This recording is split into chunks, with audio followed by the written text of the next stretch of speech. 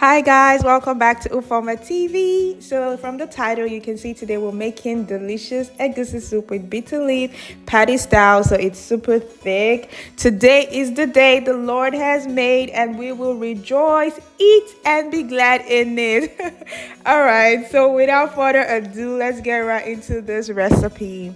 So first of all, in your pot, I'm going to be using goat meat today, and I'll also be using some cow feet.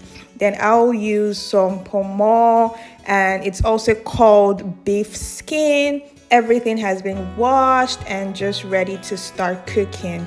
So yeah, here I have my dry fish. My big mommy got this from Nigeria. It was a big fish and I just split it into two. I went ahead to soak it in hot water, and I really washed the back to make sure there is no sand or anything in it. So I won't be putting this right now. Just toss to the side and save for later. So I have my stock fish. What is a Nigerian soup without stock fish, people? So here I go ahead and put my seasoning. This is just the already granulated nor. I really don't like to use extra salt because I believe the seasoning comes with salt in it. Then I put my hot water, and I have my onions already chopped in at the side, and I just go ahead and put it in. If you notice, I chopped them really tiny because I don't know, my mom taught me that this is the soup style. So there's a different way you cut your onion if you're making stew, and a different way if you're making soup. I don't know if that's worth a video. Maybe I'll do different ways to chop onions, or you can definitely Google it. So I cover my pot and allow it to cook. So everything cooks at its own time. For example, the stock fish is gonna stay in the pot last, and also the cow feet. So at some point in this video, I'll go ahead and take out the beef skin because it cooked first. Then I'll take out the goat meat because that one cooked second. So other people prefer to use pressure cooker for the cow feet, but I just prefer to do everything in one pot because you know you have to clean up by yourself, and man, I just I just show you exactly how I do it, right? So here I'm taking off the beef skin because the pomo is already done, so I don't want it to get too soft. And I'll go ahead and take out the goat meat, and I leave the stock fish and the cow feet to cook for another 20 to 30 minutes. So in total, I think this meat, everything cooked for 45 to an hour, and I cover and let the rest cook.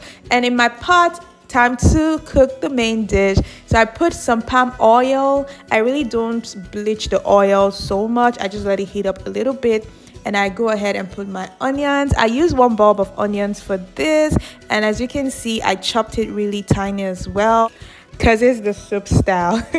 So I go ahead and give it a quick stir, and I allow it simmer for 1 to 2 minutes so you can have all that good flavor and good aroma. So here is my egusi. I usually store it in the freezer. I keep it in a Ziploc bag so it stays dry. When I want to cook, I just bring it out and put it in the fridge, then just mix it together the next day, and my egusi is ready.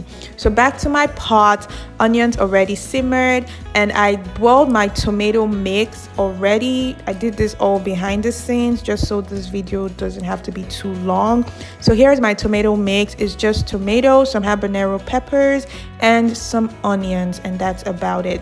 So I introduce this into my pot and stir, and I let it cook for about 15 minutes because you know your girl don't like no tomato taste in her food. So yes, I'm definitely gonna cook my tomatoes very, very well.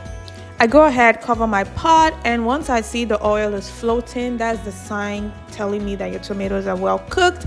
And I add my pepper. If you've been watching me, you know I'm Madam Spicy.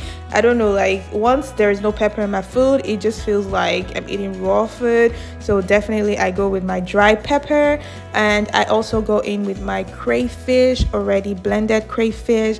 I go ahead, give it a quick stir, and cover my pot. I let this cook for 5 minutes, and behind the scenes I pull my egusi and some meat stock, then mix it together, and this is the consistency I'm actually going for because we're making that thick party style egusi soup today with some bitter leaf.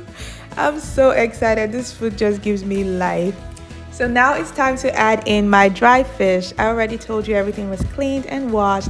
So I do not debone my fish. The reason is because I believe the bone has its own extra flavor. So if you do not want bones in your food, you can definitely go ahead and debone your fish, okay? So this is my remaining meat stock with the stockfish, and I just go ahead, introduce it and give it a quick stir, then cover it and let it all cook together.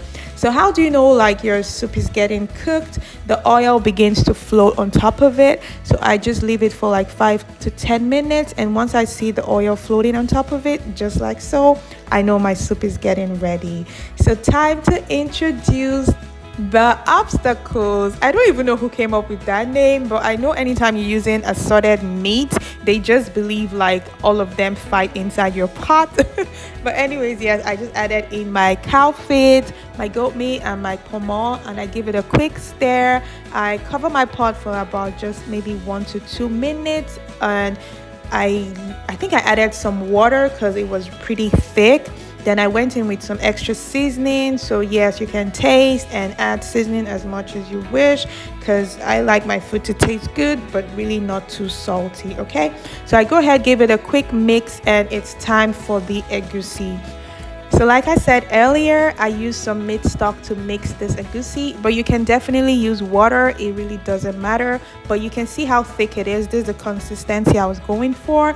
So I go ahead and put in my egusi like so. It's in lumps, and I'm gonna let it cook a little bit before I'll go ahead and stir. So there are different kinds of egusi. There is the running type, there is the frying method. Maybe I'll do some updated recipes in the future, but here I just cover my pot and let it cook.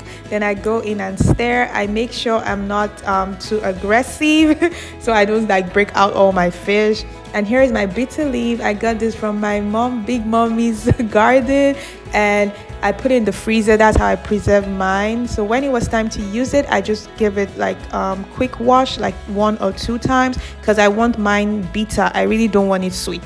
So if you don't want bitter leaf soup, you can definitely use ugu leaf, you can use kale, you can use spinach, depending on what you want. So you see the way I stir with the back of my spoon, so I'm not too aggressive. And of course, egusi burns pretty easily, so you want to really stir deep down so it doesn't burn.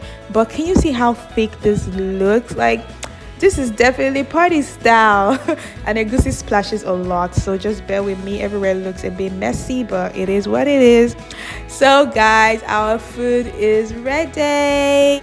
So if you can see, the oil is floating on top of it, and that's how you know your egusi is well cooked. And if you've watched this video to this point, your girl is loyal, your girl is thankful, and I don't know, are you still thinking if you need to subscribe to this channel? What are you even waiting for? Go ahead, hit that red button, and don't forget to turn on the bell notification, because that's how you know anytime I upload a new video. Thank you so much for watching. I really do appreciate you. So let's go ahead and plate. Guys, get your plate, get your swallow ready, pounded yam, oatmeal, whatever swallow of choice. And you can actually use this with yam, rice. It's such a versatile dish. So guys, I'm thankful for each and every one of you. Thank you so much for watching. Let me go wash my hands and dive into this bowl of yum deliciousness. I'll see you in my next video. Bye.